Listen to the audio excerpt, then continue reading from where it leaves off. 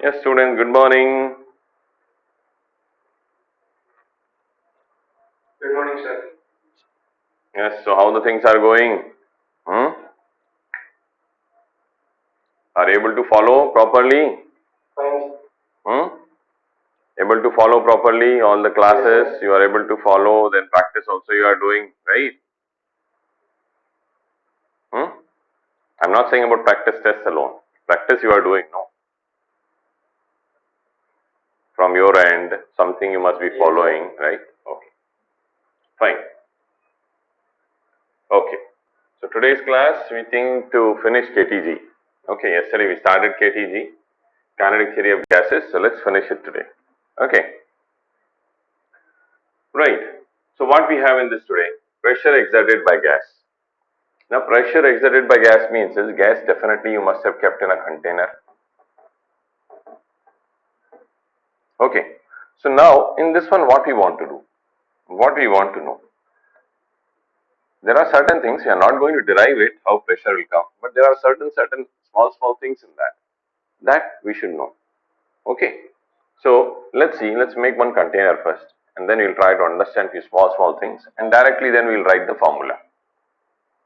Okay, so container is we are considering as it is a cube.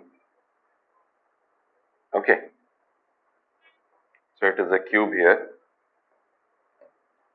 This is the cube. Okay, now in this cube we are going to see single molecule. This is a single molecule and it is having velocity v. Okay, and the dimensions of this one, let's say it's a cube we said.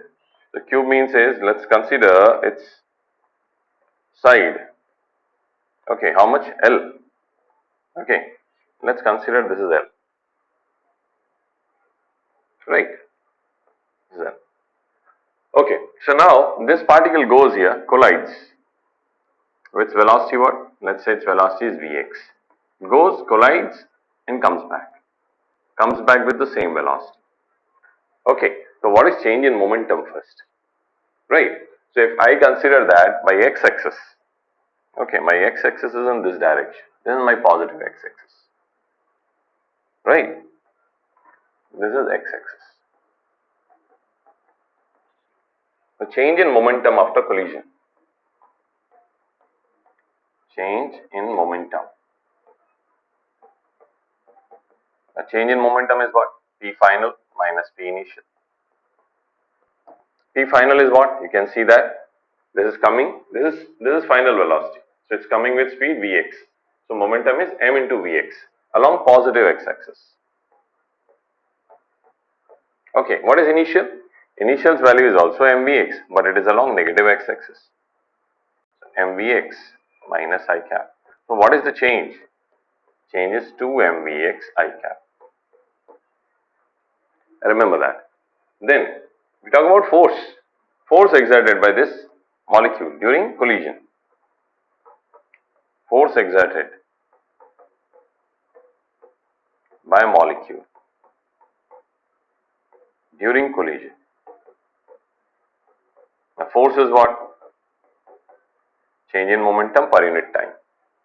Delta P by delta T. Okay, now what is this delta T? Delta T is time taken by this particle to strike this wall again, because then only it will exert the force. Okay, one time it has hit this one, then went there, hit, and then come back. Okay, so how much time it has taken? So how much distance it has traveled in this one? It has traveled L, then again L. Okay, so 2L distance it is traveling with what speed? Vx. So time will be what?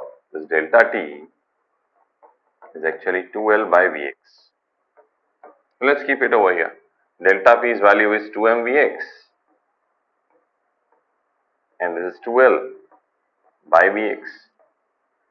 2 and 2 gets cancelled. What we are getting?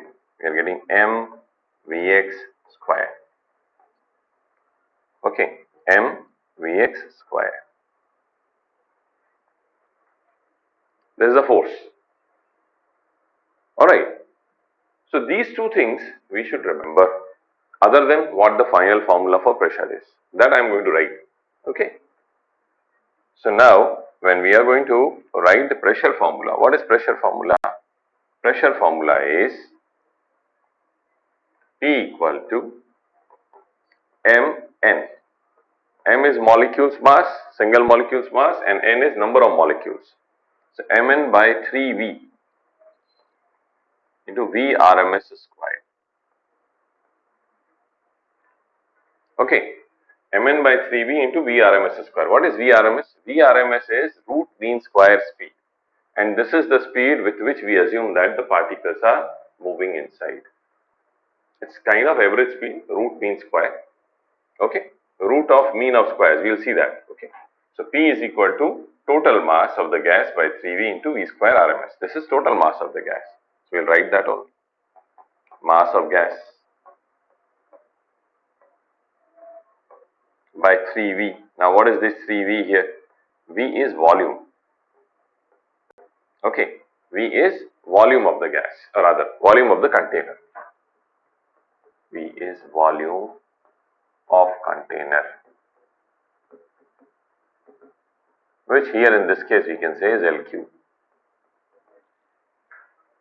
Okay, V is volume of container and that is L cube. So pressure is mass of gas by 3V into V square RMS. Now this is important formula. Okay, we need to remember that. Okay, this is important. This is important. And this is important. Okay, so all the three things. Question can be asked from any place. So we should know all of this. Okay, right. Let's move ahead then. This is VRMS. Okay, so now we got already P is equal to mass of gas by 3V into VRMS square. VRMS value is what? Just see, 3 PV by mass of gas. M I am writing, okay, mass of gas, let's say small m.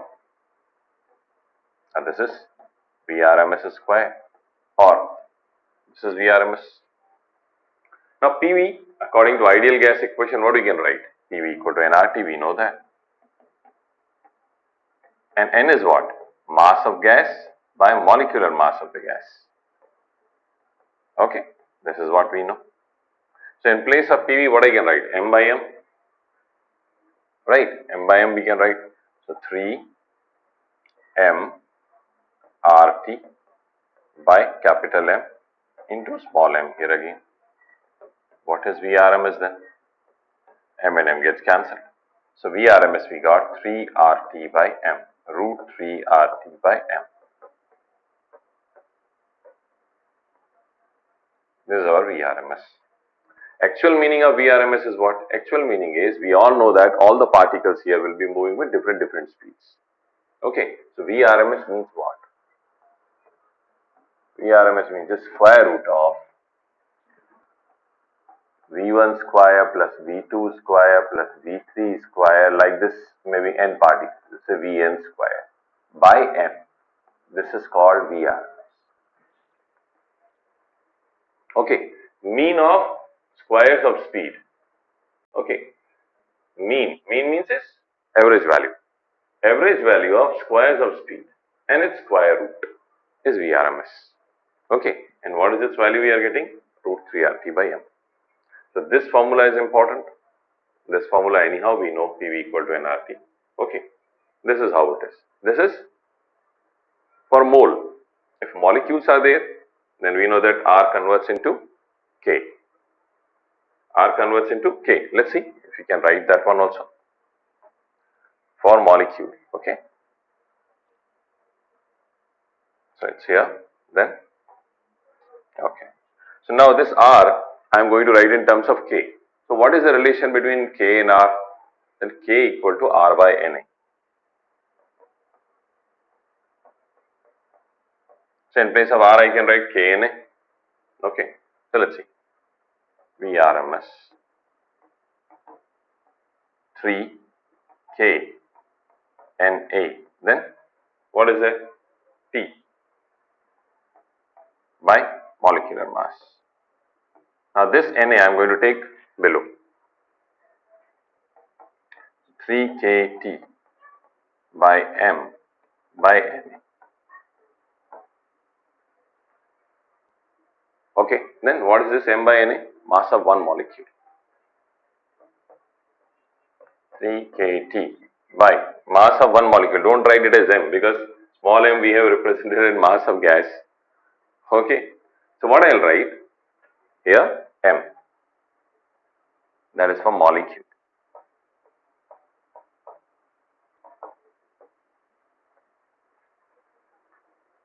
Okay, is it clear? So this is Vrms for a molecule, this is Vrms for a mole, right? And pressure also we have got. Pressure formula is mass of gas by CV into E square Rms. Okay, fine. Alright, so let's move ahead. See what question is. Question number 1. If number of molecules reduced to half, then what is pressure in container? Okay, no issues in that. Pressure in container is what? We know that pressure in container is mass of gas. Mass of gas means is mass of a molecule into number of molecules in it. Okay, by 3V into Vrms square. The question says if number of molecules reduced to half, that means this is reduced to half, that is N by 2. So what will happen? Pressure will become half. Okay, pressure will become half. If N becomes N by 2, then P will become P by 2. What else? Because nothing else you have changed. In Vrms we don't have number of molecules. So it doesn't depend on number of molecules, it will remain same. Only N, here you made N by 2, so pressure will become P by 2. Simple. Okay, then, okay, fine. Kinetic energy of oxygen molecule at temperature T is E. What is kinetic energy of hydrogen at T? Alright. Now kinetic energy will write half M, okay, half M, then Vrms square. Okay, for a molecule I am writing. So this is half M for a mole, not molecule. I am writing for per mole. Okay, so half M Vrms square. What is Vrms square? 3RT by M. Right, this is cancelled. So what I am getting kinetic energy is 3 by 2 RT. Okay, this is 3 by 2 RT. Molecule also, if you want to write, we can write that one. Single molecule will take M and this will come as 3kT by M. So for a molecule, this is per mole. Okay, kinetic energy for a molecule will come as 3 by 2 kT. Okay, so what he says is kinetic energy of OT molecule at T equal to E. At T equal to is E. So that means kinetic energy we are writing as E. So E is equal to 3 by 2 kT. Okay, fine. No issues. Then what is kinetic energy of hydrogen molecule at T? Doesn't depend on mass at all. What is difference between oxygen and hydrogen? Both are diatomic gases. Their molecular mass is different, but where it depends on molecular mass? Doesn't depend on molecular mass at all. So if kinetic energy of oxygen at this temperature is E, then hydrogen also at temperature T is E only. Okay, kinetic energy of oxygen at T is E. So kinetic energy of hydrogen also at T is E only. It's same, no change. Okay. What else? Value of PV for 2 moles of gas at 300 Kelvin is X. What is Ke for 1 mole? Value of PV for 2 moles of gas at 300 Kelvin is X. Now PV is what? Now we know that PV is actually equal to nRT. Okay, PV equal to nRT. So he says value of PV for 2 moles. 2 moles means 2RT, we'll write what else? At 300 Kelvin is X. Okay, its value is X at 300 Kelvin. What is the kinetic energy of 1 mole? Okay, the kinetic energy of 1 mole, little while ago we saw, it was 3 by 2 RT. For 1 mole, 3 by 2 RT. Okay. Okay then. So we have to find its value. So from here I know RT is X by 2. RT is X by 2. Okay. 3 by 2 into X by 2. The kinetic energy is what? Px by 4. What else?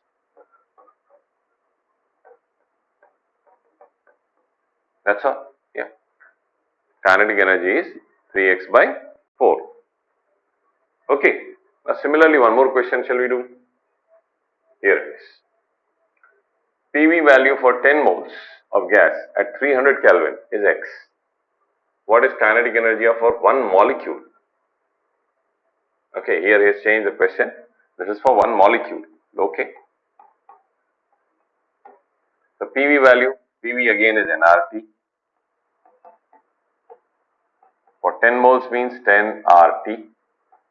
300 Kelvin I am not writing here because both is asking at same temperature. So no need to keep. Okay.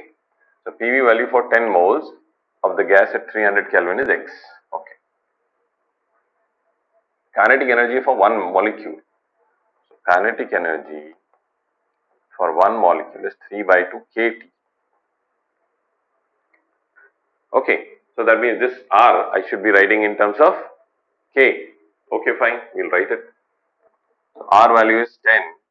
Then R value we can write as KNA into T equal to X. Now what I have to do? I have to write here KT. Now what is KT value? So here is 3 by 2. KT value comes out to be X by 10A. 10 Na. X by 10 Na. What we are getting? 3x by 20 Na. That's the value of kinetic energy. Okay. Right.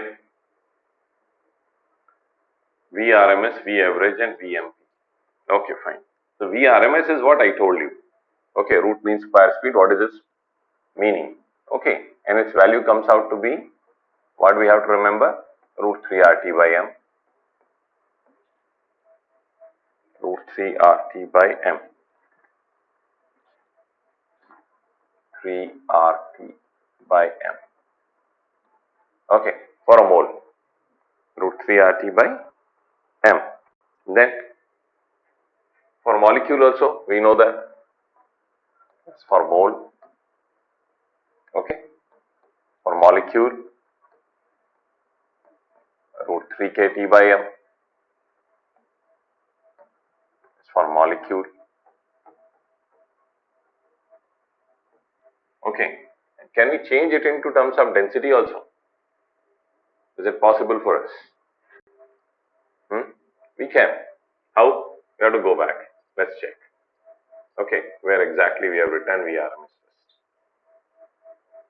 Here? Yes. Okay, so this is root 3 PV by M. This is mass of gas. Okay, so what you will do? This volume we are bringing down. Okay, let's bring the volume down. So we have 3P by mass by volume. That's it. Yeah. What we can write? 3P by rho.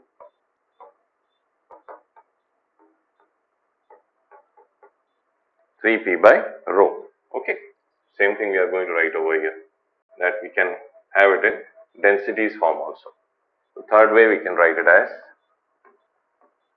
root 3P by rho. Okay. Same way V average. Now V average is what? V average actually is, if suppose there are many particles which are moving with V1, V2 and all that. So average value is like this. Vn by n. This is average. What was Vrms? In that one, we squared them all, found their average value, and put square root over it. That was Vrms. This is V average. So V average value is what? V average value, not 1. This should be 1. Okay. So 8 RT by pi m. Okay. For a mole. Molecule, what will be there? We know. It will be 8 by pi kT by m. This for molecule. Okay. And here what will be there? Third formula, 8 by pi p by rho. So root kt by m only is p by rho, no? Root kt by m is p by rho. Okay. VMP. What is VMP now? V most probable. Now this speed is actually, we have said that all the particles are going with different speeds. Okay. V most probable means is which is the speed of maximum particles in that. They will be near about this value. This is the most probable speed.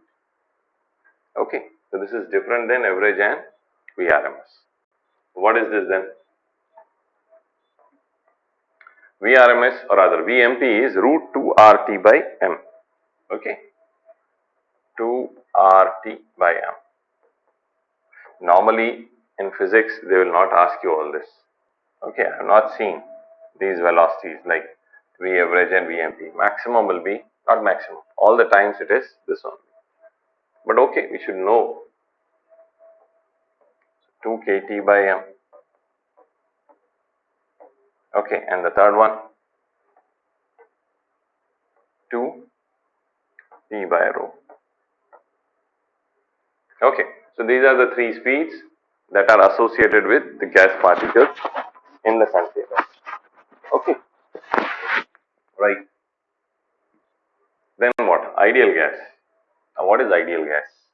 What are the assumptions? Assumptions are, first assumption, molecules are spherical. Molecules are spherical. Okay. Second, molecules do not exert any force on each other.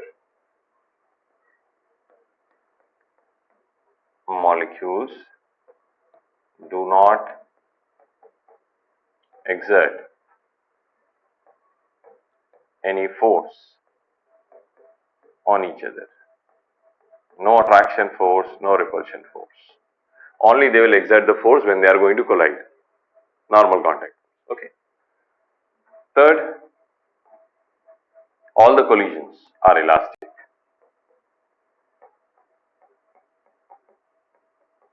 All the collisions are elastic.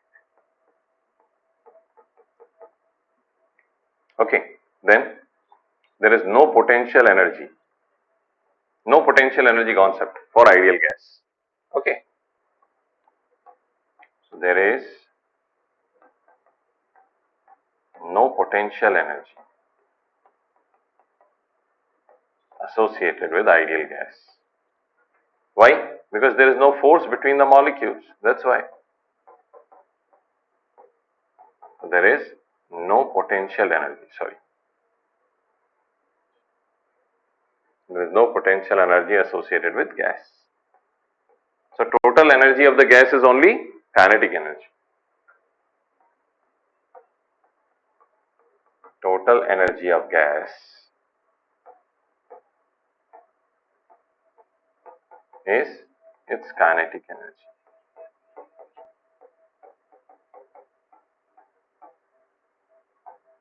Okay, gravitation force is negligible on the molecules. Gravitation force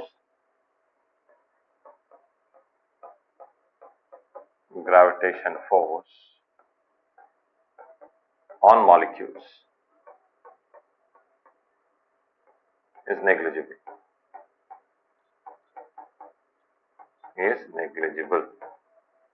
Okay, right. Molecules are spherical, molecules do not exert any force on each other, all the collisions are elastic, there is no potential energy associated with gas, total energy of gas is its kinetic energy, and gravitation force on molecules is negligible. Okay, these are the assumptions that were made for ideal gases. And real gases behaves like ideal gases when real gases behaves like ideal gases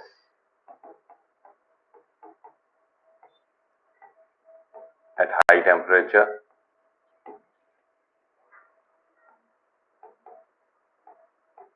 and low pressure. At high temperature and low pressure.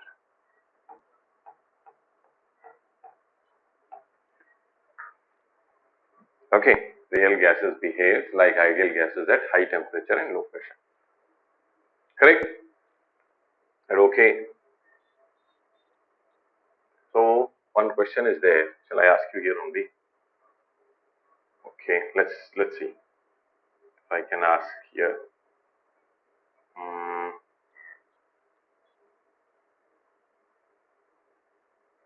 Come on. Okay. Right. Okay. The question is something like this. That one graph is given. Okay. There is one graph.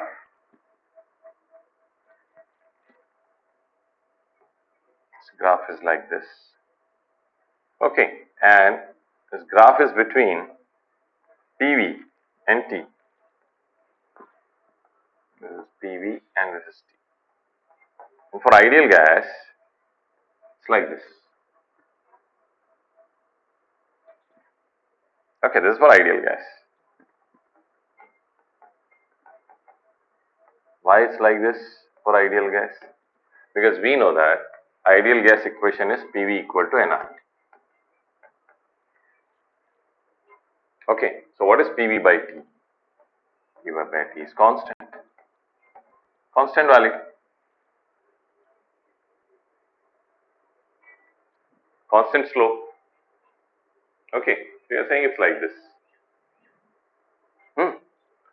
Now, for real gases, two real gases are shown to us. For real gases, it is shown like this. One of the gas, it's like this. Okay, another gas is like this.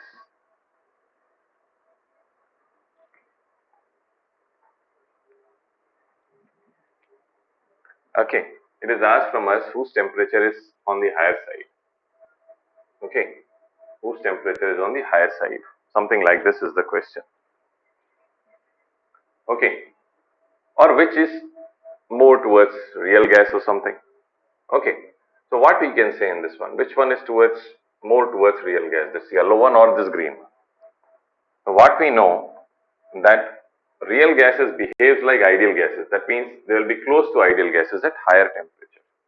Okay, I think this should not be temperature. Wait, I made a mistake in making the question. This is not temperature.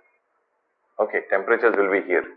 This one is T1 and other one is T2 we can say, and this may be, we take it as time, okay, and make this as, this one is PV by T, this PV by T.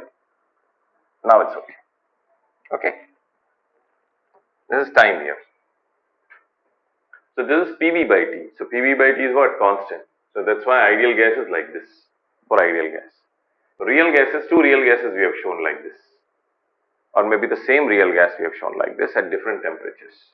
One is at T1, another one is T2. Okay, we have to find which temperature is the higher. Okay, option is that T1 is greater than T2, T2 is greater than T1, third option T1 equal to T2, and fourth option is cannot be explained. Okay, so which temperature is more? We will say that T1 is more than T2. Why? Because this is higher temperature. So it's always closer to the ideal gas behavior. Whereas T2 is far. T2 is far than this ideal gas behavior. T1 is, this gas is closer. So definitely T1 must be higher, because for real gases, if they have to behave like ideal gases, their temperature should be on the higher side. Okay, is that clear? Okay, let's go back. So here we are. Okay, so we are here at the assumptions. So real gases behaves like ideal gases at high temperature and low pressure. Okay, fine. Now what? Degree of freedom. Now what is degree of freedom? What we say about this? We say that when we are talking about any gas, the gases means there are monoatomic gases, there are the diatomic gases, there is a polyatomic gases. So what are the degree of freedom of all of them? Is it same? The answer is no. So degree of freedom means what? The number of possible ways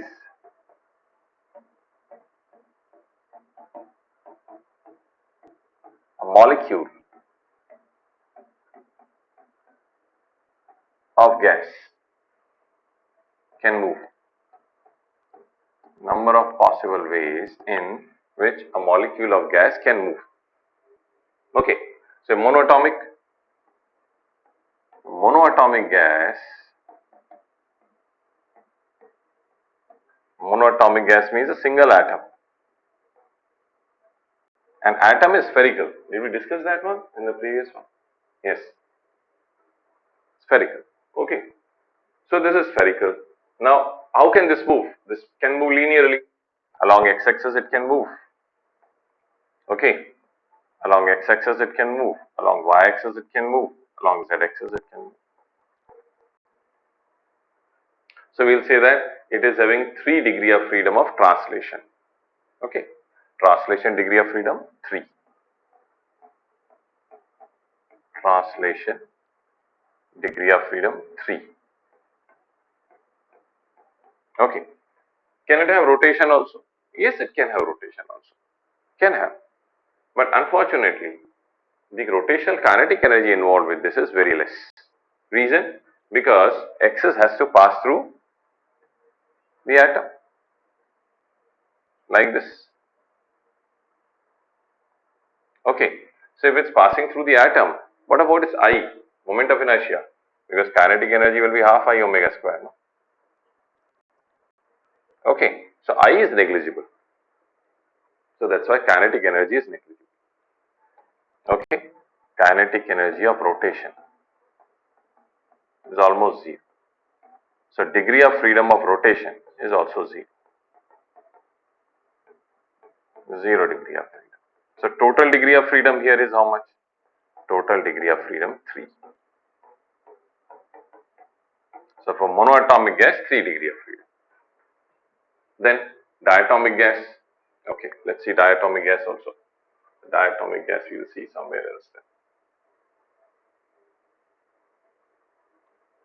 Okay, can we insert anything here?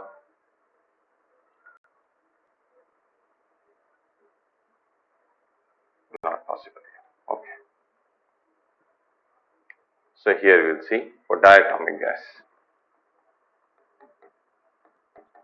So diatomic gas, that means it has 2 atoms. So linearly if I make them, this is one, this is the other one, and we connected them. We connected them like this. Okay. Now what about this? Translation. Translation, they can move along x-axis also. Y-axis also it can move. And z-axis also it can move. So translation 3 degree of freedom. Okay. Translation 3 degree of freedom. Now rotation what? It can rotate also. Even monatomic we said it can rotate. So if we are rotating about this axis, yes, very much possible. You can rotate like this. So its rotational kinetic energy, is it 0 this time? Said no. It's not negligible. For monoatomic gas it was negligible, for this it is not, because its I is significant. As compared to monoatomic, its I is significant. Reason? Because this excess is not passing through the atom itself. It's passing through this, and there is certain separation. So moment of inertia will come. Okay. So about y-axis here. About y-axis. Definitely you have rotational kinetic energy. And exactly same way you have rotational kinetic energy about z-axis also, because it will be passing like this. Okay, so y and z you have degree of freedom. Okay, so rotation, how many degree of freedom? 2. Why not about x then? Because x again will pass through the atoms like this. So it will become similar to monoatomic gas.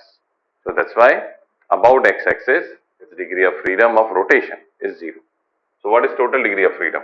Total degree of freedom is 5. Total degree of freedom in diatomic gas is 5.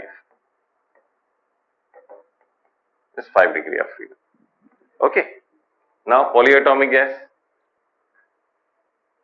Polyatomic gas non-linear. Linear is same as diatomic. Okay. Polyatomic non-linear.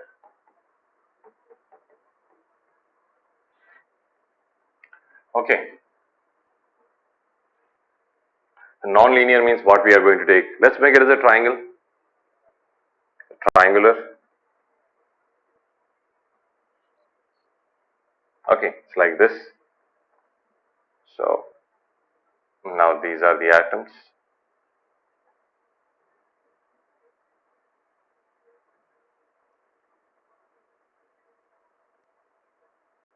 Okay.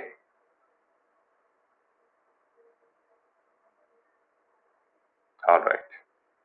These are 3 atoms. Now this can also move along 3 axes. There is no problem as far as translation is concerned. Translation can be along x, can be along y, and can be along z as well. So there is no issue in that. Okay, there is no issue here. Then what? Rotation. Rotation also possible here along y-axis. Yes, definitely possible. And it is definitely having value. Same way along x-axis this time. Okay, x-axis we can pass like this. So yes, about this also it's having value. And z-axis, definitely it is having value. So all 3 axes, it can have rotational kinetic energy. Okay, so degree of freedom is what here? Degree of freedom for translation also 3, and degree of freedom for rotation also 3. So total degree of freedom is 6. Actually there is one more type of motion possible, that is vibration. Okay, but we are not considering it here, or in fact you can say that it is not in our syllabus, right? So we are considering only translation and rotation.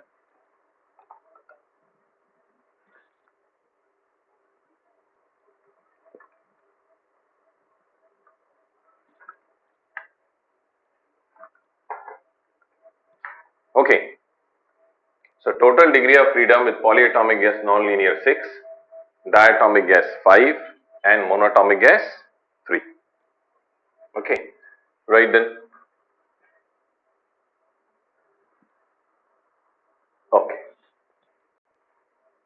Then what we have? We have law of equipartition of energy. Law of equipartition of energy says what? Every degree of freedom.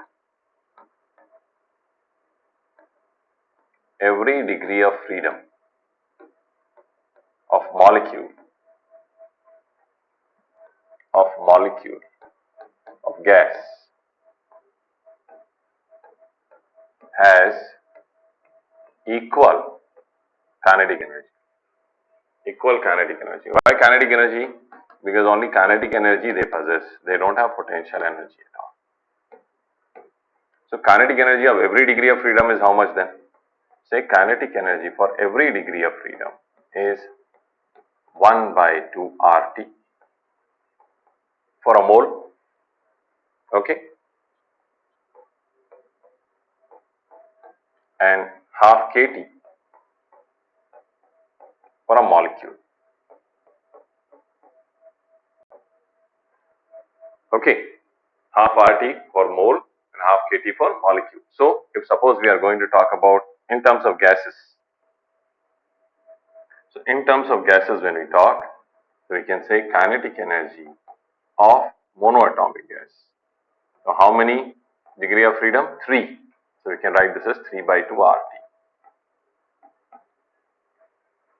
Kinetic energy of monoatomic gas. Same way, kinetic energy of diatomic gas, 5 degree of freedom, so 5 by 2 RT. Kinetic energy of polyatomic, non-linear, 6 by 2 RT.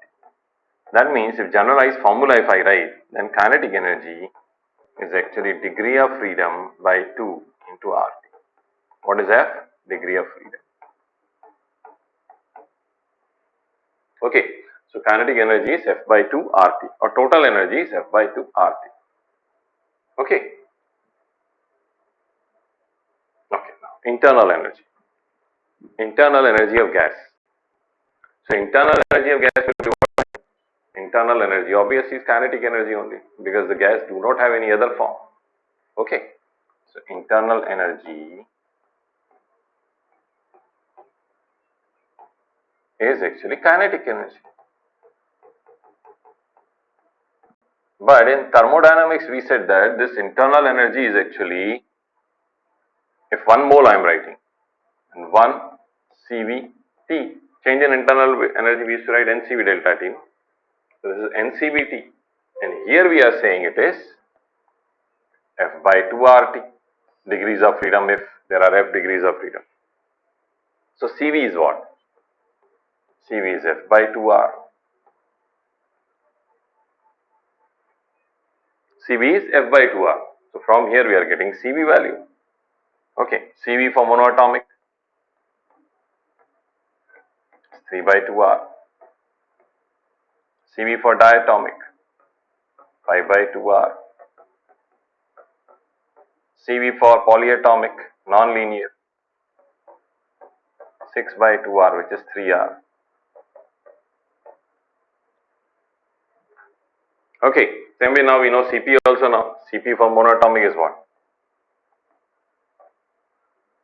CP is what? CV plus R. So this is 3 by 2R, then this will be 5 by 2R. CP for diatomic,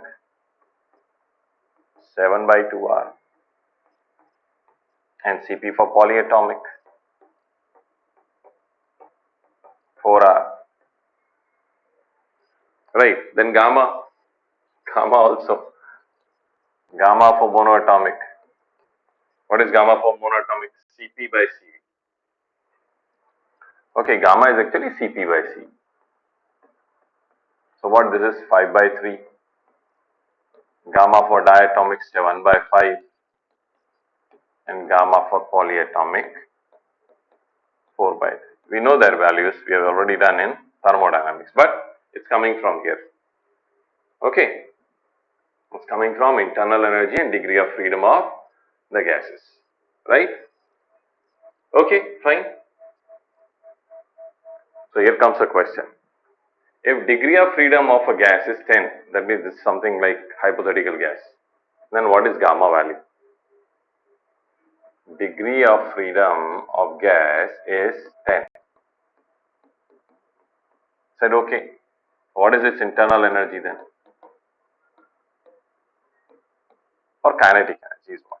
Say F by 2 RT. That means it is 5 by 2 RT. Sorry, 10 by 2. Okay, 10 by 2 RT. Fine. But this internal energy is written as, for a molecule, we write it as CV into T. So this is 5 RT. So CV is equal to 5R. That means CP will be 6R. So gamma is 6 by 5. What else? Done. Okay, gamma is 6 by 5.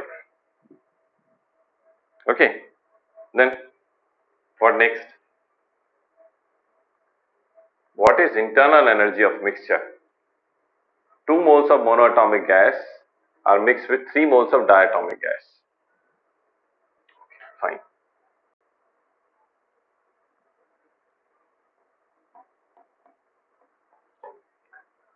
Two moles of monoatomic gas plus 3 moles of monoatomic gas and internal energy. So what happens in internal energy actually? This energy and this energy we are going to add. Okay. So internal energy of 2 moles of monoatomic plus 3 moles of diatomic gas. So 2 moles monoatomic gas means what? NCVT 2 into 3 by 2 R into T. Okay. Plus 3 into 5 by 2 R into T. This is the internal energy of mixture. What else? 2 and 2 gets cancelled. This is 3 RT. And how much is this? 15 by 2. So, or don't add it. Okay, this is 6 by 2 RT plus this is 15 by 2 RT. The total is 21 by 2 RT. This is internal energy of mixture. Very simple. Okay, add it. If there is a mixture, then internal energy simply we will be adding. That will be the total energy of the gas or a mixture. Then question is find CV of mixture. Okay. So U mixture we have already got. Okay. So U mixture. Now U mixture means that is only the gas. Mixture only is the gas. So what we can write this as? Now this I can write as NCVT. Because internal energy, no?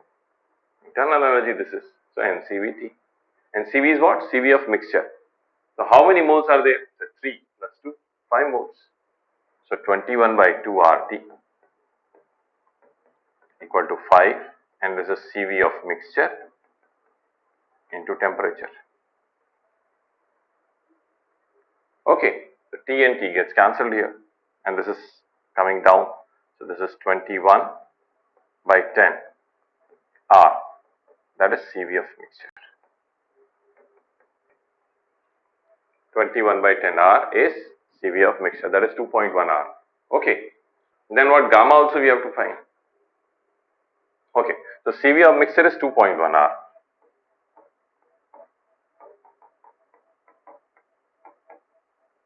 2.1 R. So CP will be what? CV plus R, that is 3.1 R then. Okay, so gamma is what? CP by CV. That's it. So 3.1 R by 2.1 R. 2.1 R, that is 31 by 21. And that is gamma value. Okay, so gamma is 31 by 21. Okay, next. Okay, similar question. What is gamma of mixture? 3 moles of monoatomic gas and 2 moles of triatomic gas. Similar question. Okay, let's see. So when you have to calculate gamma, means first you have to calculate CV, then CP, and then only gamma. Okay, so 3 moles of atomic gas. So first let's find U of mixture. 3 moles of monoatomic gas. So 3 into 3 by 2 RT. Okay, this is all happening at same temperature. That's why temperature is not mentioned. So 3 into 3 by 2 RT plus 2 into triatomic gas it is. So triatomic gas means degree of freedom is 6. So 6 by 2 RT. What we have? This is 9 by 2 R. This is 12 by 2 R. Again 21. 21 by 2 RT. The same answer will come, right? 21 by 2 RT and number of moles also 5. Okay. So U of mixture, what you will be writing? Number of moles into CV of mixture into T equal to 21 by 2 RT. Okay. This is 5, CV of mixture into T into 21 by 2 RT. T and T gets cancelled. CV of mixture is 21 by 10. Okay. CV of mixture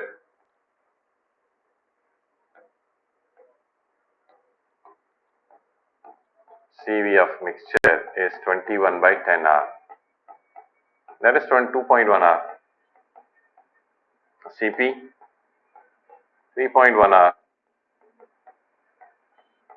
Gamma 31 by 21. So same answer. Okay. So calculation of CP, CP of mixture, CV of mixture, gamma of mixture, very easy. We can calculate it very easily. Okay. So this is how it is. Next, what is this? What is internal energy? 4 moles of ozone. Now 4 moles of ozone, what has happened? 25% are completely dissociated and 75% are partially dissociated. So what will happen? Ozone will become a mixture of different type of gases. Okay, let's understand.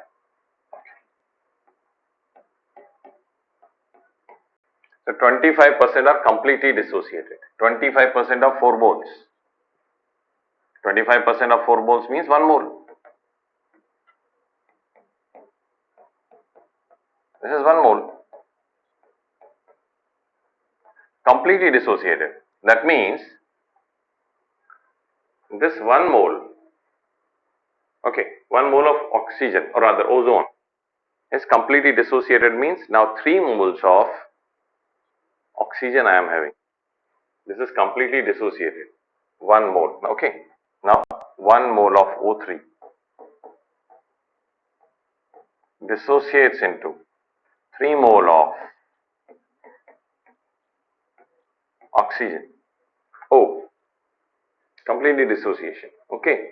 So that means oxygen now this is what? Monoatomic or diatomic? This is monoatomic. Okay. Then 75% are partially dissociated. 75% of 4 moles is 3 moles. 75% of 4 moles means 3 moles. Now these 3 moles are partially dissociated. Okay. So partially dissociated means what we can say? These 3 moles partially means is some have become diatomic and some have become monoatomic. Then only the partially dissociation. Some have become diatomic and some have become monoatomic. So we'll say in this also 1 mole of O3 converts into 3 mole of O, that is monoatomic, and 2 mole of O3 converts into how many? How many O2 will come? 3, right? 3 mole of O2. That is diatomic. Okay, let's check. We have done it correct only, no? If in terms of O I am talking, then O here 3 into 4, 12 are available. Okay, so here this is 3 already, this is also 3 and this is 3 into 2, 6, yes, total 12. So we have made them dissociation perfectly. So now it's a mixture. What is a mixture? We can say that there is 3 mole of oxygen monoatomic, 3 mole of oxygen monoatomic. That means 6 mole of oxygen monoatomic and there is 3 mole of oxygen diatomic. Okay, that is the mixture. So what we have to do? Internal energy we have to write. Okay, let's see. How to write internal energy? So U of mixture. Okay, 6 mole of monoatomic oxygen. 6 mole of monoatomic oxygen plus 3 mole of diatomic oxygen. That's it. Yes, that's it. So let's add it. Okay, where shall we do here? Next slide shall we go? Here only we'll do. Okay. Just segregate that. Okay. Right. So here we will do 6 moles of monoatomic. So 6 into 3 by 2 RT. Okay. 6 into 3 by 2 RT, because we know that it's monoatomic gases, how much internal energy? 3 by 2 RT. So 6 moles, so 6 into 3 by 2 RT. Diatomic, 3 moles, so 3 into 5 by 2 RT. What we have, this is 18 by 2, this is 15 by 2, 18 plus 15, 33. So total energy is 33 by 2 RT. So this is how questions are done on dissociation. Okay. Dissociation. Sometimes they'll ask you nitrogen, N2 is dissociated, sometimes ozone we have done, oxygen is there, hydrogen is there. They can make the question in dissociation form like this. Okay. Here also Cb and all that we can find, gamma also we can find, right? Okay. Just a moment.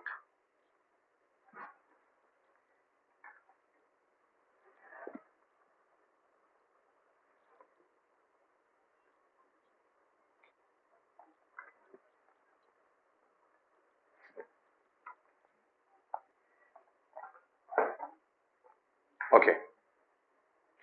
So mean free path. What is mean free path? Mean free path means is, as our gas molecules are moving continuously, they are striking also, striking with each other, striking with container, right?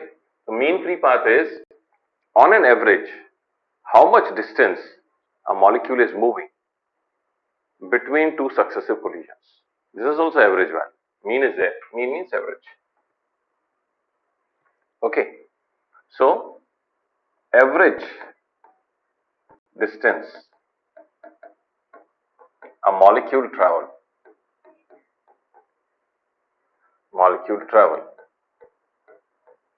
between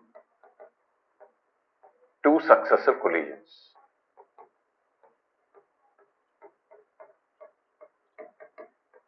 Two successive collisions. Okay. That's called mean free path. And the formula that we are going to discuss now is important, because questions are asked on this before. Okay.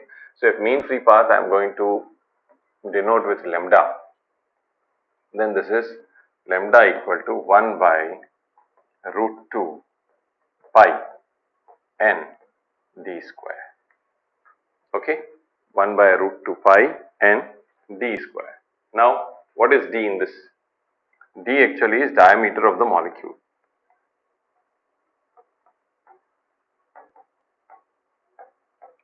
Diameter of molecule. Okay, and what is n? Number of molecules per unit volume.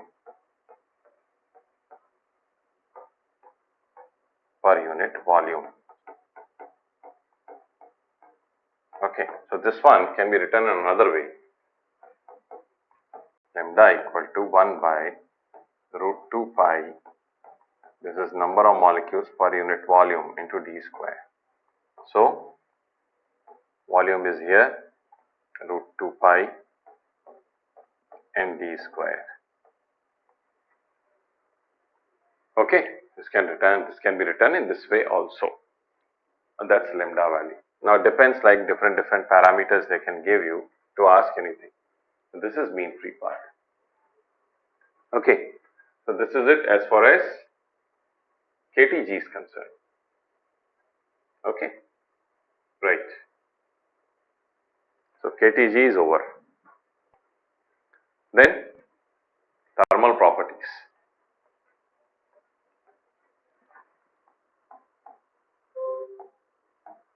Thermal properties of matter.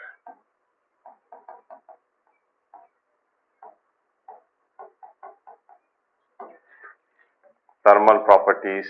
The first thing in this one is temperature. Okay, how to measure temperature? or what is temperature basically? Temperature is an indicator of how hot the body is or how cool the body is. Okay, it's an indicator.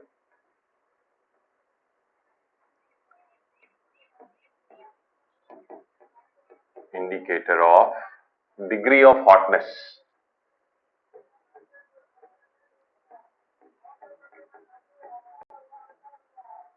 of an object. Okay.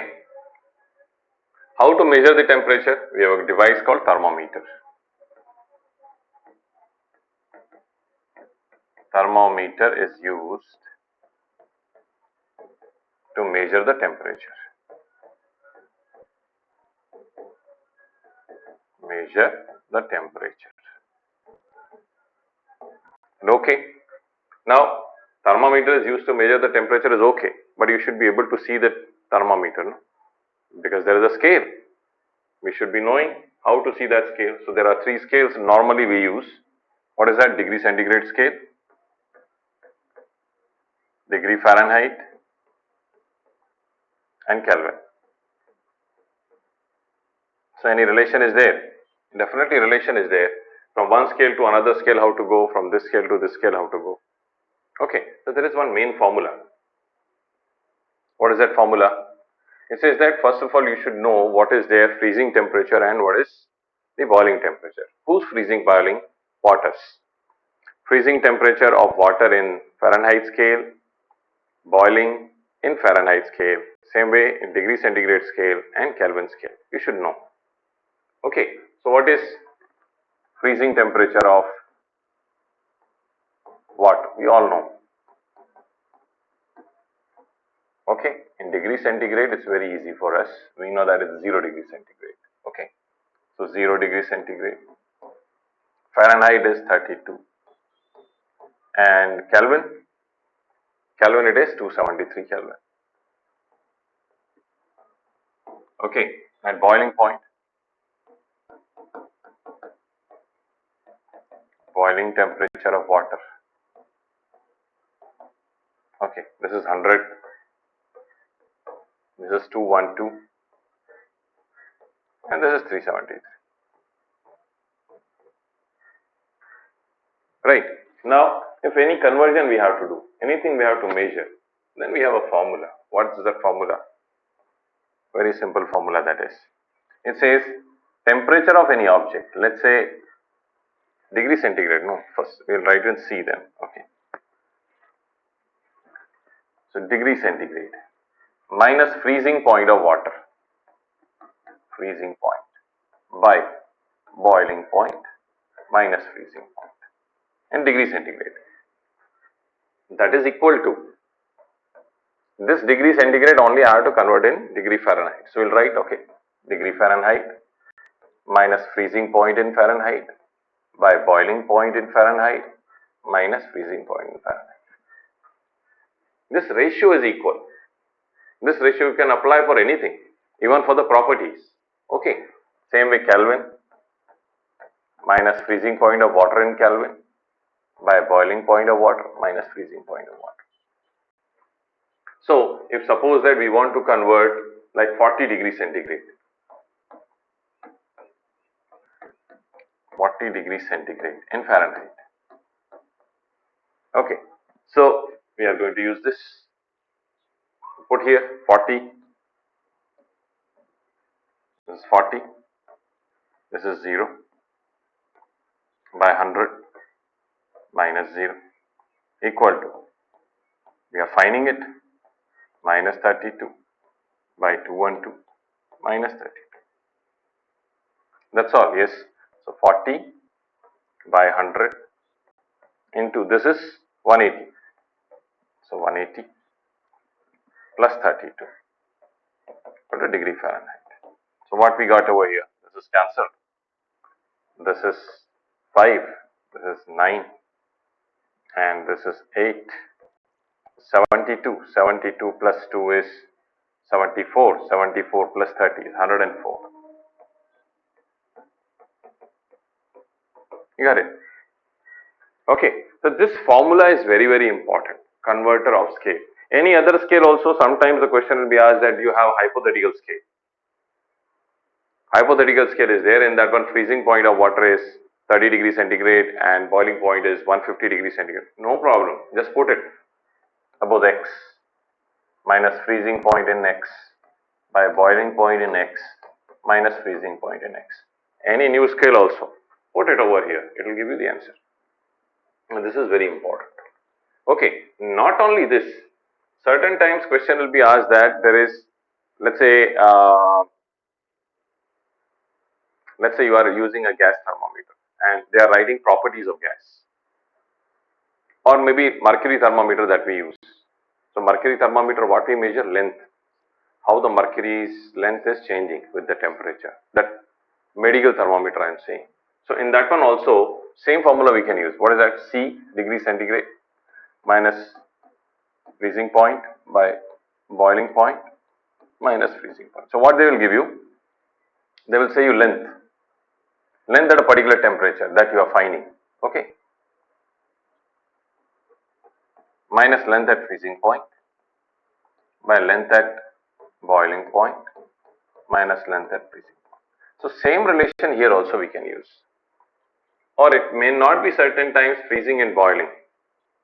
Sometimes it will be their value at whatever their highest temperature is and lower temperature is. Same can be changed into another way. What it is, let's see. So suppose degree centigrade we have to find. Minus some lower temperature, what is that? Whatever that is. LT minus high temperature minus low temperature equal to L at a particular temperature like degree centigrade we have no, same. Minus L at lower temperature minus length at higher temperature minus length at lower temperature. So this relation basically is very important. It is very important. Okay, let's do one question. I'll frame one question and we'll try to solve it. Okay. Suppose we are going to do with a resistance thermometer. Okay. We are using a resistance thermometer.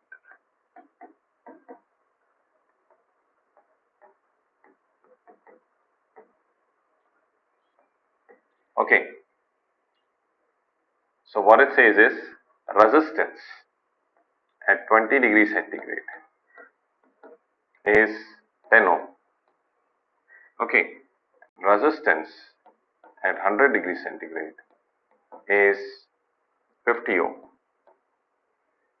Right. Find resistance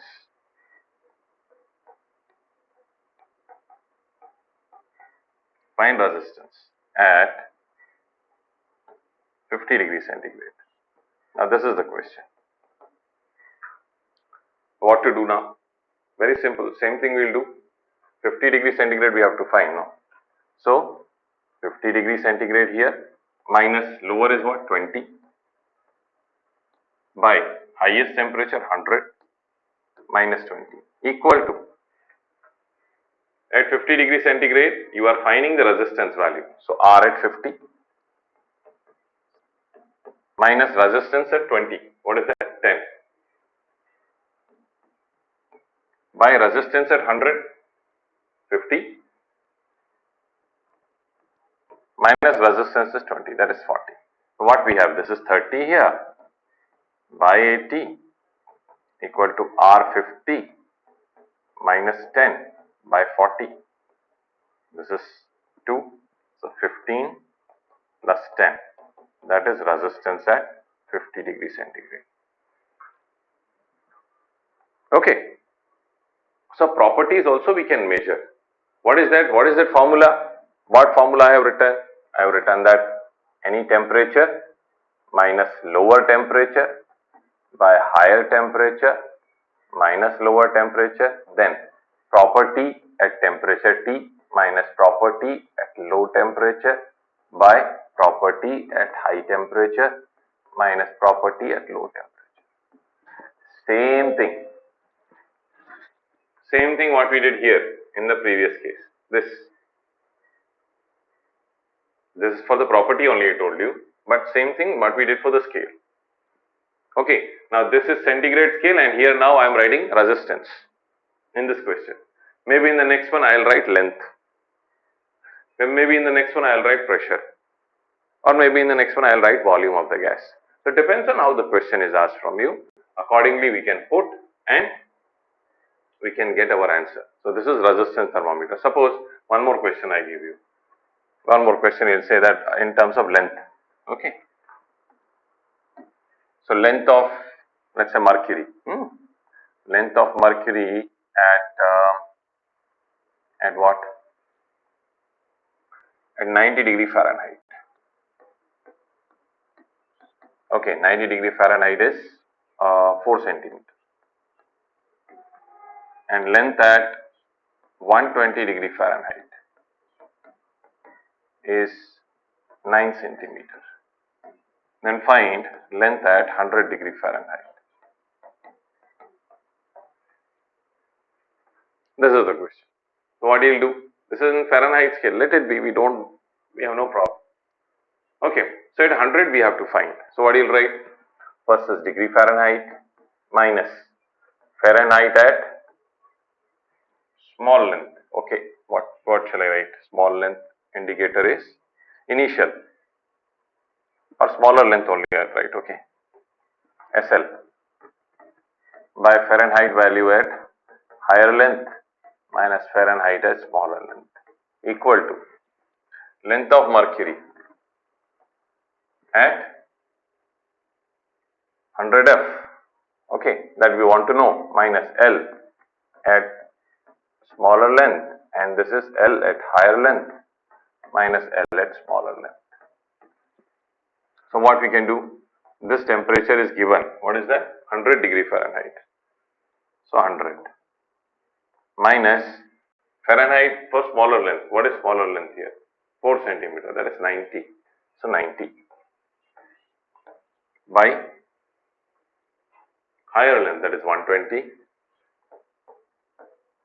minus lower length again, that is 90, equal to this length we are finding. Smaller length is 4 by 9 minus 4. What is this then? This is 10 by 30 equal to L minus 4 by 5. This is 6. So 10 by 6 plus 4 will be the length. And how much is this? It's 5 by 3.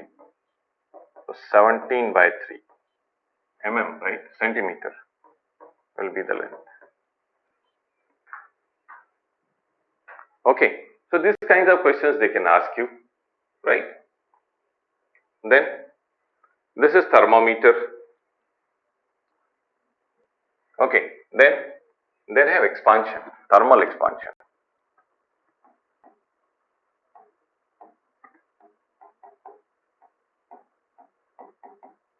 Thermal expansion. So whenever you are going to heat any object, because of the energy that you are giving. Right now here thermal expansion of what we are talking about? Solids.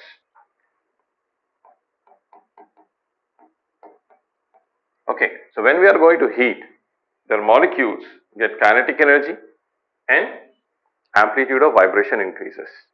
So amplitude of vibration increases means they are going to expand. Okay, so what is the expansion? If suppose that we have linear object. Linear object means it's going to expand only linearly. That means in length. So what is told to us that the expansion delta L will be directly proportional to how much change in temperature you are producing, and change in length is also proportional to how much is actual length. If more the length is there, more will be the expansion. Smaller the length is there, smaller will be the expansion, because when the length is more molecules will be there along the length. Okay, so because of that reason, expansion will be more as well. So if we combine them, delta L is equal to L alpha delta T. What is alpha? Alpha is coefficient of linear expansion. coefficient of linear expansion.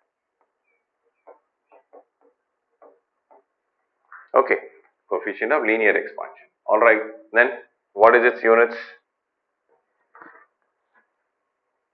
So alpha basically is what we can say delta L by L delta T. Okay, delta L by L delta T.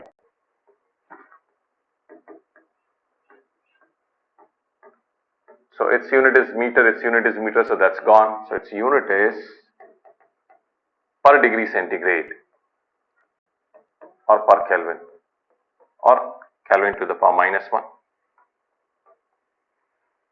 Okay, used to be very small. Normally it will be around 10 to the power minus 5 per degree centigrade or per Kelvin. Okay, because this is delta T, remember delta T in degree centigrade and Kelvin is same. There is no difference. Degree centigrade difference and Kelvin difference is same. You can see it over here. Okay, we go back a little. Where it is here. Okay, this we saw, right? One more back we can go. See, the difference between freezing point and boiling point is here what? 100 in degree centigrade. Here is what? See, 100. So, whenever you have to find the temperature difference, then in Kelvin scale and degree centigrade scale, delta T is always same. Okay, so you don't worry that whether we have to take in degree centigrade or scale. Whenever delta T is given, you can take in whichever scale you want to. No need to convert it all the time into Kelvin. Just do it in degree centigrade, it will work for you. But only for delta T, not for T. Okay. So 10 to the power minus 5 per degree centigrade is our alpha value. Okay. But if suppose that the object is aerial, that means two-dimensional, plate is there. For plate, let's write like that one. For plates. So when you are going to expand, their area is going to expand. So in that case, change in area is equal to A. You write this as beta delta T. Okay, and beta actually is what? Coefficient of aerial expansion. Aerial expansion. And what is its unit? Same. Okay, per degree Kelvin, per Kelvin or per degree centigrade. Okay, Kelvin to the power minus 1. Its value, this is also 10 to the power minus 5 per Kelvin. Okay, three-dimensional object will have volumetric coefficient. In that one what we write? In that one we write as delta V equal to V gamma delta T. Okay, then gamma equal to delta V by V delta T. And again unit is same per degree centigrade and value also approximately. Now don't see that all are 10 to the power minus 5. Now this may be 2 into 10 to the power minus 5. This may be 4 into 10 to the power minus 5. Approximately they are like this. Okay, in the range of 10 to the power minus 5. But don't feel like all are same. Here also I have written 10 to the power minus 5 approximately. Here also 10 to the power minus 5. Here also 10 to the power minus 5. So all are equal. No. Then if they are not equal, then what is the relation? What is the relation? We say alpha is to beta is to gamma is equal to 1 is to 2 is to 3. Alpha is to beta is to gamma is equal to 1 is to 2 is to 3. That is the relation between alpha, beta and gamma. Okay.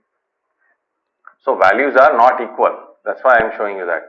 Okay, and we have to remember also. Alpha is to beta is to gamma is 1 is to 2 is to 3. Okay. So these are the generalized formula in this. Fine. Then what type of questions are asked? Okay, let's frame one question. Okay, a steel scale give correct reading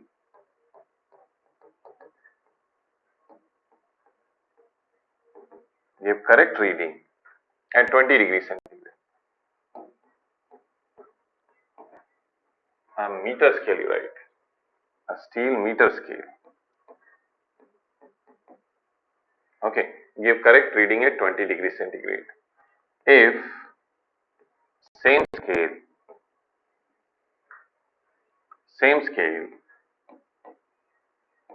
is taken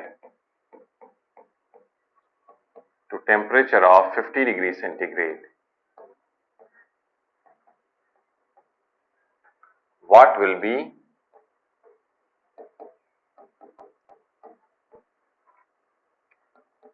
its reading? Okay, options are equal to actual value, B less than actual value,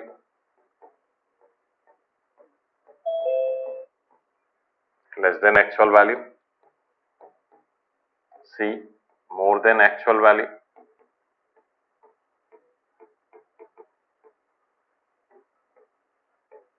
and fourth one will be we can't comment on that. Okay,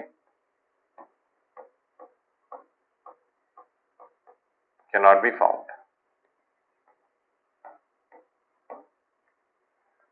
Cannot be found. Okay, now this is the question. A steel scale is there which gives correct reading at 20 degrees centigrade. If same scale is taken to temperature of 50 degrees centigrade, then you are measuring it, then what will happen? The simple thing is, if suppose this is our scale, this is the scale.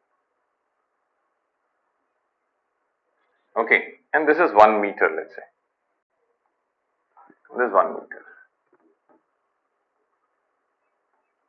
Okay, then you are taking it to 50 degrees centigrade. So 50 degrees centigrade, what is going to happen? Scale is going to expand. It's a metallic scale. Okay, so at 50 degrees centigrade, same 1 meter now is this much. Okay, now this is 1 meter at 50 degrees centigrade. Okay, now one object you measured, this is at what? 20 degrees centigrade. One object you measured, it was 1 meter here actually. Okay, one object is here, its length is this. Okay, 20 degrees centigrade you said 1 meter. Okay, at 20 degrees centigrade you said this is 1 meter. But at 50 degrees centigrade, how much is that? Less than 1 meter. Its value is less than 1 meter. Because at 50 degrees centigrade, your scale's length has increased. But scale's length has increased, true. But on the scale, this is still written 1 meter only, no? Still, there's a scale. Value is what? 1 meter. You are measuring anything with that one. So what you will do? You will be giving less. Reading will be less. So that means if you are using this scale at 50 degrees centigrade, if suppose that somebody is coming, okay, give us 2 meter of cloth, what you will give? You will give a lot more because your scale's length has increased. You will say this much is 1 meter, then one more, this much is 1 meter. So this much you will be giving extra. Okay, but if the same object what you measured at 20 degrees centigrade, same object you are measuring at 50 degrees centigrade, then it will give you its less value. It will give you its less value. So what question is asking? A steel scale give correct reading at 20. If same scale is taken to temperature of 50 degrees centigrade, what will be its reading? What will be its reading of the same measurement? It will be less. What will be its reading? Let me clarify that more in the question. What will be its reading of same object?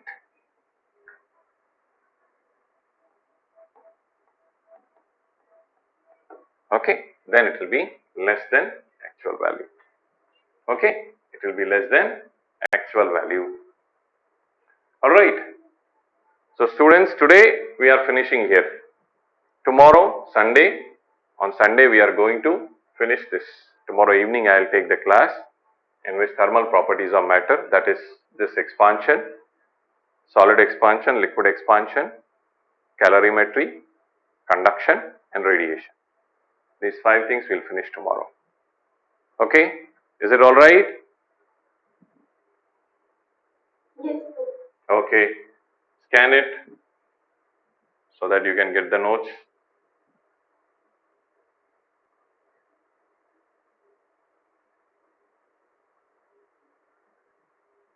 Come on.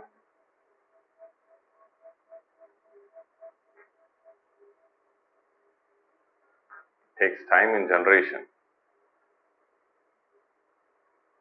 Okay, so scan it.